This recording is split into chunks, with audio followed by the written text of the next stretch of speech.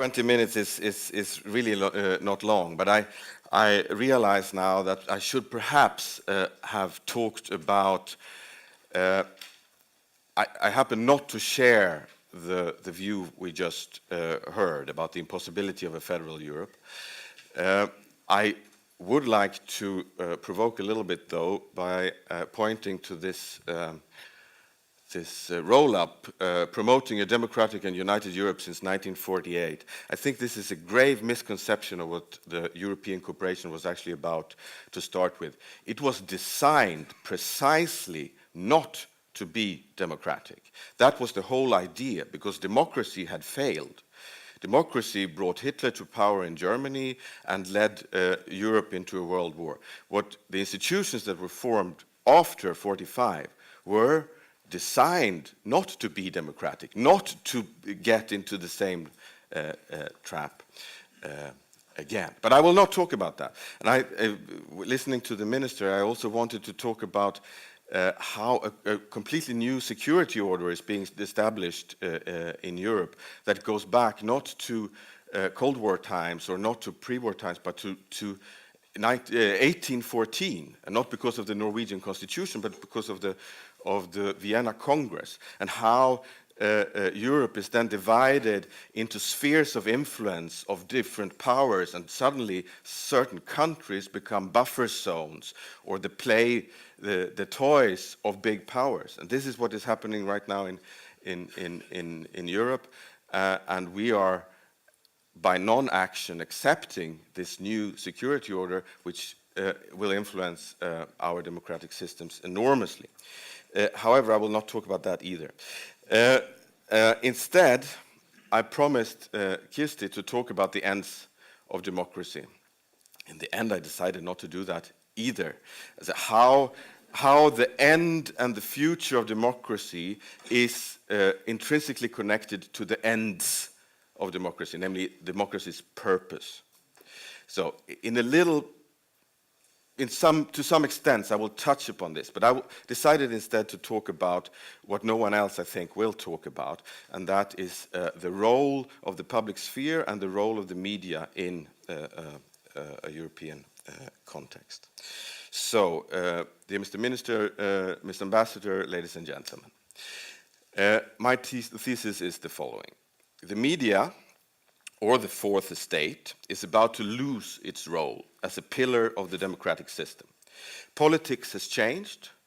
The state has become a transnational network, and it's high time for the press to change too, for its own sake and for the sake of democracy. Jürgen Habermas' theory about the functioning of the public sphere and the crucial role that it plays in society has been criticized for a lot of things. For being historically wrong, for being ideologically blind, or at least half-blind, and idealistically naive and oriented towards a utopian consensus that has nothing to do with reality, or at least not with politics.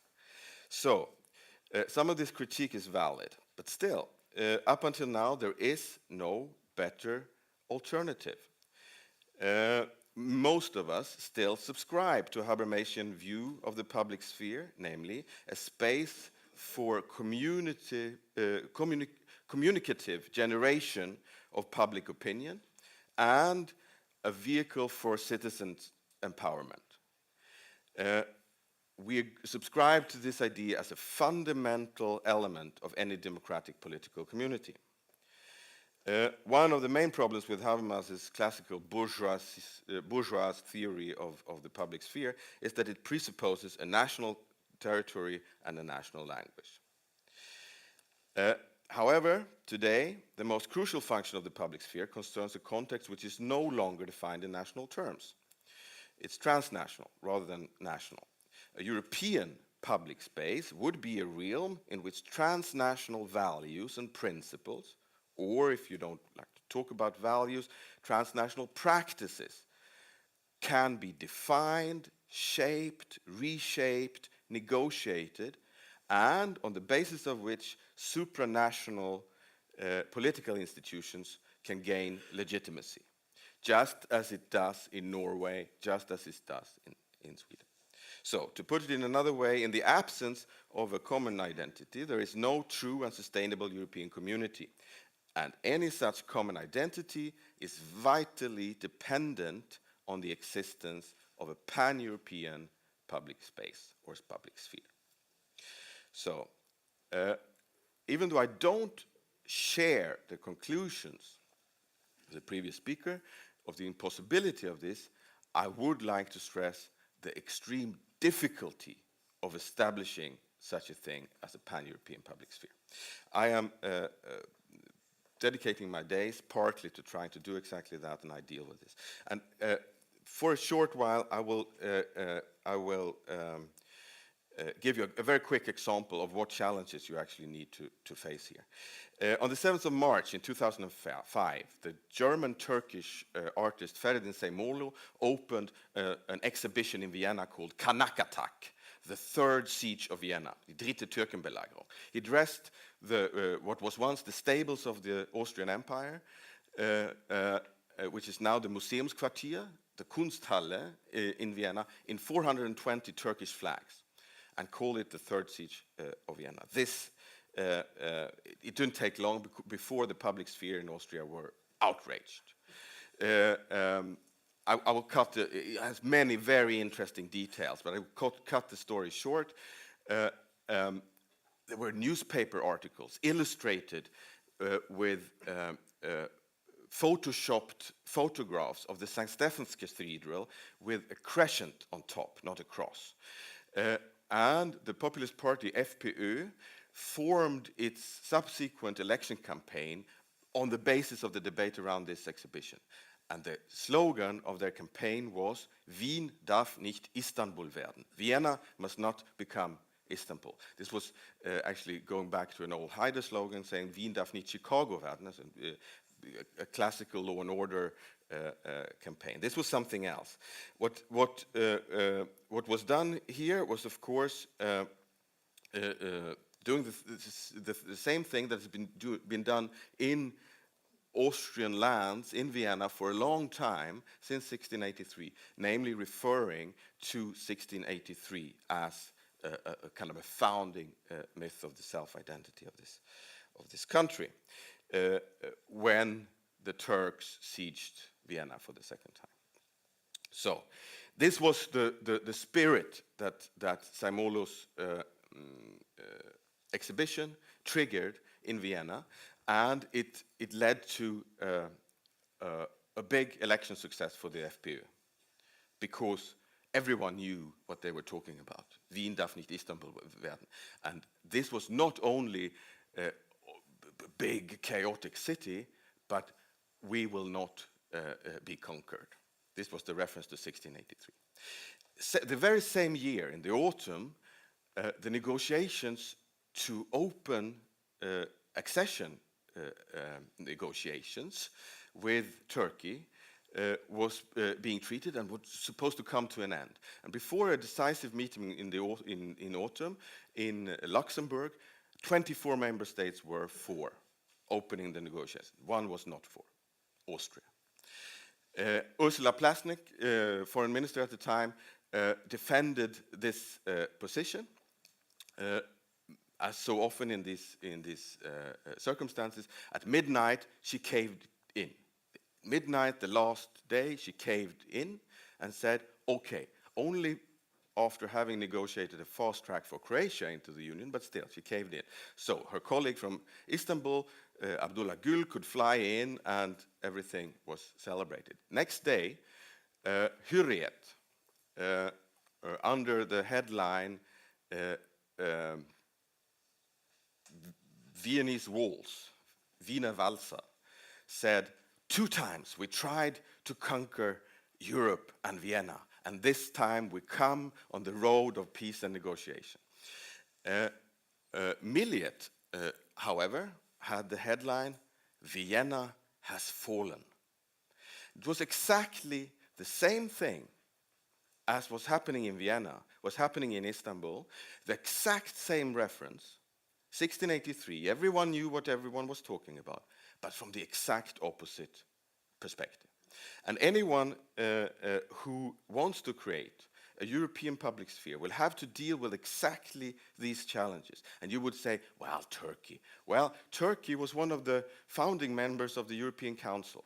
It had been it has been a part of the predecessor of the European Union, the ECC, in 2005 for 42 years. It is, whether we want that or not, part of European politics. You have lots of other examples. It's so tricky with this watch here, but so I will not take this. But just to give you one idea, so Eastern Europe, Western Europe, 1945. This was the beginning of European integration. The battle cry at that time was never again, never again. So it's a starting point and an ending point. After the enormous tragedy of the Second World War, of the Holocaust, never again. So this is where we go into the future. In Eastern Europe, 1945 is not an ending point, it's not a starting point, it's an intermediary year between oppressions, occupations. If you don't understand those two different historical experiences that forms your worldview, you will not understand what is necessary in order to create a common Europe. A common Europe will have to contain both those experiences. Timothy Snyder is one person who has written marvelously about this. I will not go into any more depth. Just having shown now, I hope, the enormous difficulties how that anyone who tries to establish such a thing as a European public sphere has to meet.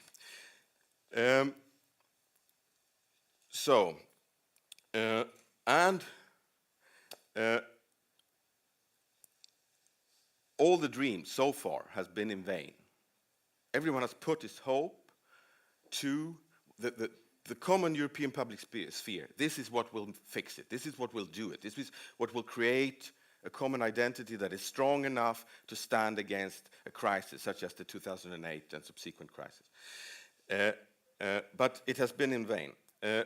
Because what one has done, I think, is that one has put all one's eggs in one basket. One has said, well, the difficulty is there's no common language. And what we're looking for is one public sphere, which is exactly that, based on one language.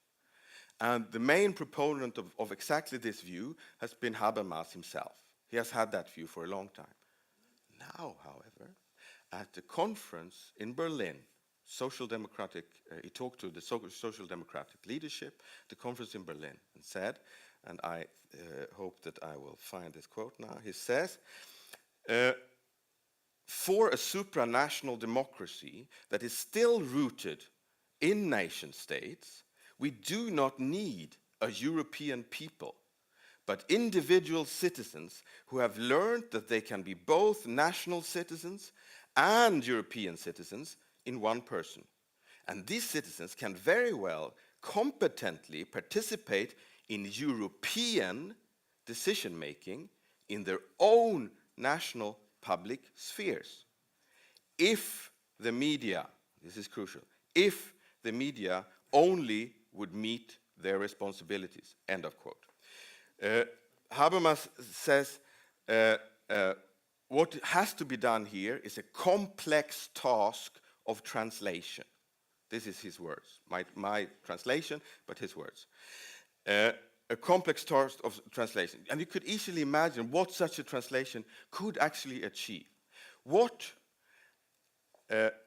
if the Germans would have known a little bit more about the Greek Civil War and what compromises that required by Greek society and how Greek bureaucracy is built up in order to handle such a national trauma. If one would have known a little bit more about that in Germany, would then a political party like the Alternative für Deutschland gain that many seats, both in the European Parliament and in some local parliaments? If the Greeks would have known a little bit more about the German angst, the German fear for inflation, it's ordoliberal tradition, not neoliberal, ordoliberal tradition, and what that means for doing German politics, would they have depicted Angela Merkel with the swastika on the front pages of Greek newspapers? The SS is coming again, the Nazis are invading us? Well, in both cases, I think no. And that is then would be the role of the public sphere to do that. And what you would need then would be not a one language public sphere, which is grand enough to be called a pan-European public sphere, but a series of interconnected public spheres that each and every one of them is doing this work, or to quote Habermas again, complex work of translation. That's doable. That's absolutely doable. It's difficult, but it's absolutely doable. How much in common must a community have? We asked at the recent Eurosyn conference we organized in Paris. As it turns out, quite a lot, at least a common public sphere, even if this is just a series of nationally based but interconnected media spaces. Because without it, Europe's publics will be easy prey for those who know how to play the strings of history, to further polarize European societies in Vienna, in Istanbul, in Paris, or in Budapest. There are plenty of those that claim to be able to play the tune of the future. Should we leave the composition to them? Rhetorical ending point. I think that's 5 minutes for question at least.